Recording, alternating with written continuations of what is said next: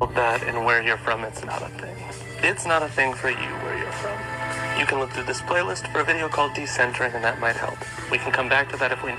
The reason we're here today is you made a list of ways you like to mess with civilians while you're doing your job as a public servant. This is gonna piss you off. So much fun. You know, we pass each other like such. I like to hit my brakes. Get the blood flowing. You know what I'm talking about? Really, I'm helping you out, if you think about it. Figured I'd let you in on a couple of, fun things that I like to do. Are we just fucking with you? Also, it was really gross that later on, after you took the videos down, you said, I took the videos down personally, they didn't win. No, I didn't get fired. No, they didn't win. So let's talk about the history of your job. You chose this job, and in America there are 700 to 800,000 people who do that job every day. Ish. Hard to keep track, you guys won't hold still when we count. Now that being said, I'm sure there are dozens of good ones. You probably think you're one of the good ones, don't you? Let's just jump back in time to what your job originated as, okay? In 1865-ish, again, America's real lax with this kind of history and dates, so... Your job used to either be patrols or catchers. That was your job. Ultimately, it morphed into what you do today as a living. Here's what some of those responsibilities were.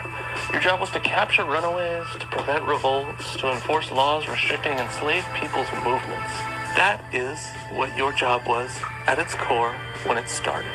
It didn't even have the title that it has today until around 1838 in Boston, where the very first change happened, let's call it. It was modeled after the British system, which really just started a few years earlier in 1829. This was really the change from it being volunteer and informal to publicly funded and organized.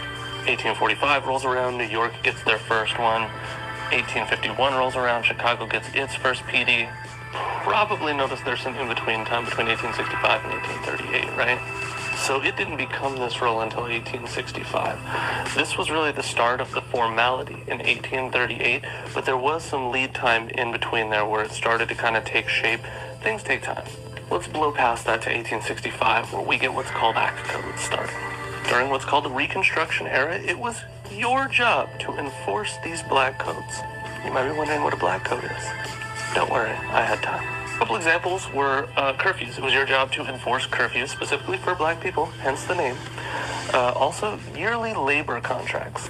African Americans were often required to sign yearly labor contracts to white landowners or their employers. If they refused or failed to fulfill the contract, they would be fined or forced into unpaid labor. It was also the job to prohibit occupations of certain types for certain people.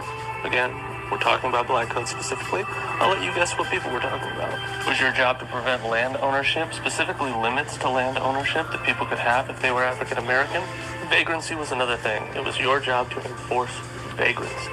This one here is called apprenticeship, and it might be the most sinister.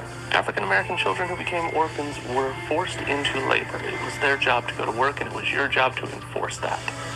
Fast forward to the mid-1800s, we move to what's called Jim Crow era, where you enforce more things. Your job to enforce the suppression of voting. Speaking of that, make sure you go to this website here, make sure your voting registration is still active. Also your job to suppress civil rights protests. Hear that. It was your job to stop people from trying to get rights that are civil rights. It was your job to stop that. I know, you're one of the good ones, I heard. One more of the things was racial etiquette. It was your job to enforce people to yield to whites on the sidewalk and to address white people with proper deference. I had to look up what deference means. You ready? It is to speak to someone with humble submission and respect. Now, all of that being said, if you can't see why messing with people is so far away from the necessities of your role or the need as a person who is white to correct the actions of other whites, specifically these because it's the job you chose, then I don't know what to tell you, man. You don't seem empathetic in your responses. That's why I DM'd you and told you to turn your comments on. You read it. You didn't. You don't seem sincere in your apology because, again, you said, no, they didn't win. And I know Massac County is aware of your actions. I don't know why people keep getting this job and not taking it with all sincerity. You have one of the only jobs where you can do what you just did online and on social media and then still retain employment with that employer. somebody talks crazy to a customer at McDonald's, they're getting unemployed. Yet you still get to keep your job after not only that video, but making multiple previous videos talking about different interactions you've had with civilians. You need to do better. That's the honest ending to this. You just need to do better. You have extremely problematic responses. You have knee-jerk actions and sentences, which tells me that you're not fully equipped to do the role which you chose. The role that you chose. So this guy is telling basically how cops started in America as slave patrols and slave catchers, and how, it's different now and this, that, and the other. But my argument would be actually that cops never stopped slavery or slave patrols. They're on slave patrols currently right now. They're doing it every fucking day because America never actually banned slavery. We thought we did, but we didn't. If you actually read the wording, it's right here. It says, neither slavery nor voluntary servitude, except as a punishment for crime wherever or whereof the party shall have been duly convicted, shall exist for the United States. So it says, because these are commas, basically might as well be parentheses, but it says, neither slavery nor voluntary servitude shall exist within the U.S. Except,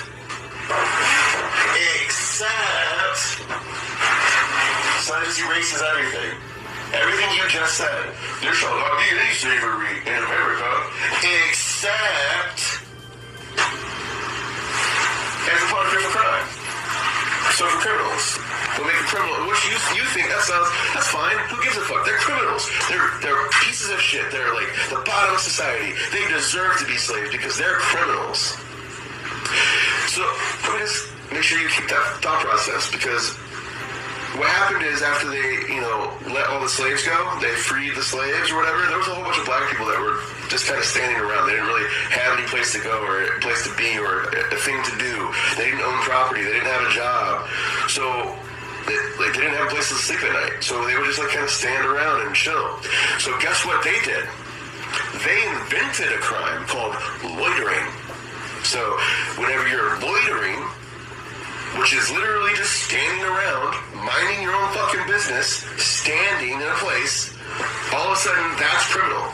Now that's criminal. So you can make that criminal a slave again. So all the black people that were just standing around, that didn't have jobs, that didn't have a place to go, didn't have a place to sleep, they just made them all criminals again by saying that they're loiterers. That's exactly what they've done repeatedly. They did it with fucking vagrancy. They've done it with drugs. They've done it with pants sagging. I think it was in North Carolina or South Carolina. They passed a law stating that you're not allowed to show your underwear. And if you do show your underwear at all, then cops have the right to stop you and ask for your ID and do all this other shit to you and search you. Everything. Like the whole... Who the fuck is that attacking? Who is that targeting? You think? It's targeting the people that sag their pants a lot?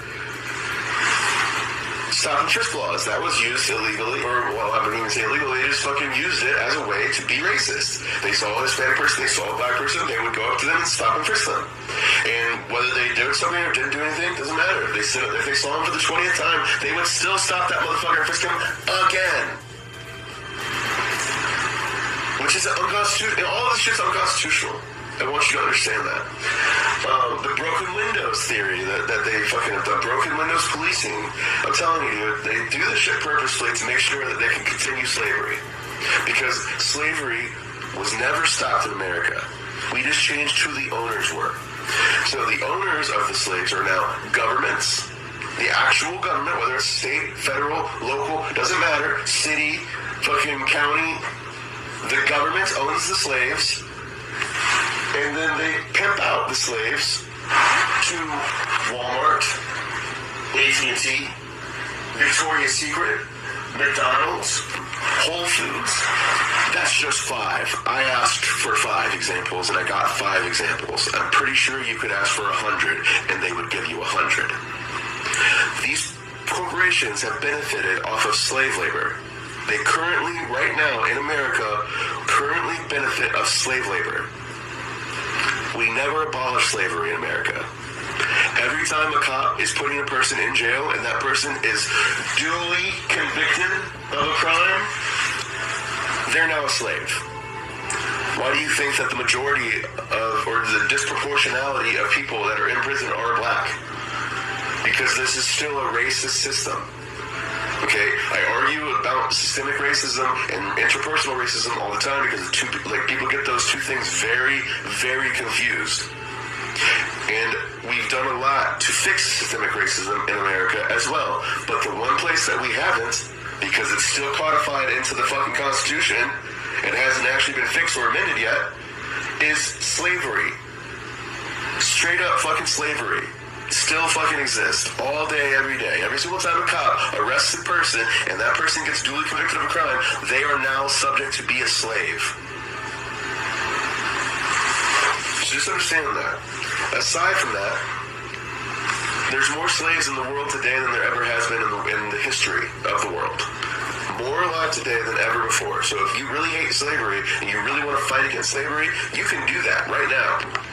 Actively. You just don't. Because you don't even realize it's happening still. But it is. Almost all of Dubai has been built on slave labor. Look it up. It's pretty fucking easy to find out. Anyways, Unicor, that's another fucking person or another business that benefits off slave labor. Like, they're the ones that actually contract the slaves to the companies to work for them. So, just understand all of this, okay? The other thing that I would want to talk about is, I don't know if you remember who President Richard Nixon is, but one of his aides, or whoever he was at the time, I'm pretty sure it was one of his aides, straight up said that they couldn't arrest people for protesting the Vietnam War because we have freedom of speech in America, right? So instead, they made pot illegal and started the war on drugs so that they can go after and criminalize every single person who does drugs, because their thought process was, oh, the people who are protesting my war, they all seem to smoke weed. So I'm going to legalize pot, and I'm going to make sure that we go after and arrest everybody for pot now. And that's exactly what they did. The same thing with the crack. They literally made sentencing for crack